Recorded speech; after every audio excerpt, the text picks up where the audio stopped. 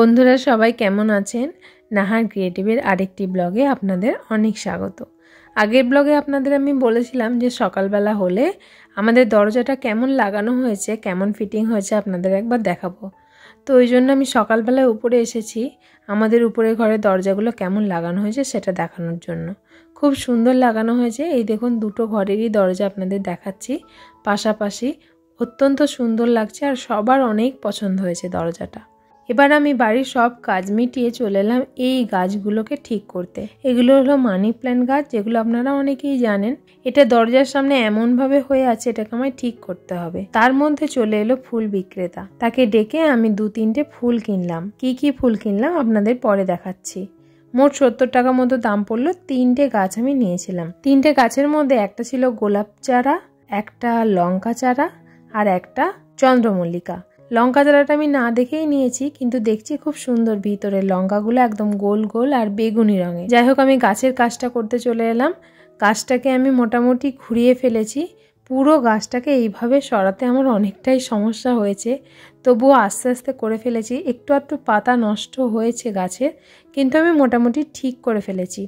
এটাকে সরিয়ে অন্যদিকে নিয়ে এসেছি, আপনাদের দেখাচ্ছি কেমন করেছি। এই দেখুন, আমি এটাকে গেটের মাথা থেকে সরিয়ে নিয়ে সাইডে করে দিয়েছি, কারণ এটা গেটের মাথায় অনেক সমস্যা করছিল। এবার চলে আসি মেন জায়গায়। আগের ব্লগে আপনাদের বলেছিলাম যে হাঁসের মাংস রান্না হবে আজকে, তো সেটাই হচ্ছে। ওটার রেসিপিটা আপনাদের সঙ্গে শেয়ার করি, আর মাংস খাওয়াটা তো অবশ্যই দেখাবো। এখানে তেলে পেঁয়াজ দিয়ে দেওয়া হয়ে গেছে। এর মধ্যে দেয়া হলো কতগুলো তেজপাতা, আদা রসুনের পেস্ট, ছোট চামচের 3 চামচ মতো হবে। এবার দেয়া হলো 2 চামচ লঙ্কা গুঁড়ো, 2 চামচ হলুদ গুঁড়ো, 1 চামচ জিরে গুঁড়ো, 1 চামচ ধনে গুঁড়ো, আর একটু জল দিয়ে মশলাটা ভালো করে কষিয়ে নেওয়া হলো।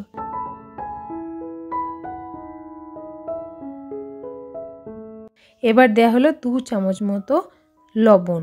এগুলো সবই ছোট চামচের। 1 চামচ মতো কাশ্মীরি লঙ্কার গুঁড়ো দেয়া হলো। এবার দিয়ে দেয়া হলো হাঁসের মাংসটা।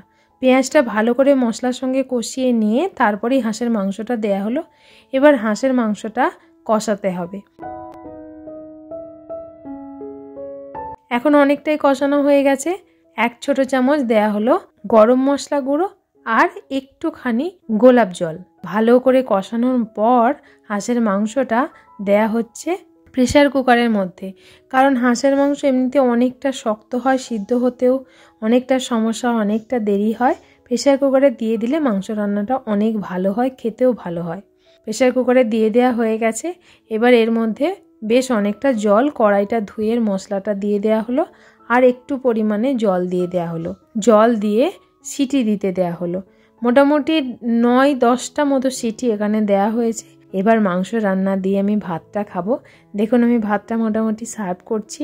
ভালো কোনো তরকারি হলে আমি এইভাবেই ভালো করে প্লেটে সাজিয়ে খেতে ভালোবাসি, আর আপনাদের সঙ্গেও সেই থালিটা শেয়ার করি। তো আজকের থালিটা হচ্ছে শুধুমাত্র হাঁসের মাংস রান্না, সাদা ভাত আর লেবু আর কাঁচা লঙ্কা। লেবু আর কাঁচা লঙ্কাটা দেখানোর জন্য নয়, সত্যি আমি লেবু এবং কাঁচা লঙ্কাটা দিয়েই খেয়েছি। অত্যন্ত খেতে সুস্বাদু হয়েছে, আর মাংসটাও খুব সুন্দর সিদ্ধ হয়েছে। আর হাঁসের মাংস সিদ্ধ না হলে খেতেও ভালো লাগে না। তো আপনারা দেখতেই পাচ্ছেন কেমন মাংসটা সিদ্ধ হয়েছে, আর অত্যন্ত সুস্বাদু হয়েছিল। আর এই খাবারের ভয়েস ওভার দেওয়াটা এতটাই চাপের যে কথা বলতেই পারা যায় না, মুখ ভর্তি খালি জল এসে যায়। যাই হোক, আজকের ব্লগটা বন্ধুরা দুপুরের খাবার দিয়ে শেষ করছি। রাত্রের দিকে আমরা আরও অনেক কিছু খাবার খেয়েছি হাঁসের মাংস দিয়ে, তো সেই ব্লগটা আপনাদের সঙ্গে পরের দিন শেয়ার করব। যেহেতু ব্লগটা বড় হয়ে যাচ্ছে তাই অর্ধেকই শেষ করে দিলাম। পরের ব্লগটিতে অবশ্যই দেখা হবে। ততক্ষণ সবাই ভালো থাকবেন, সুস্থ থাকবেন। টাটা।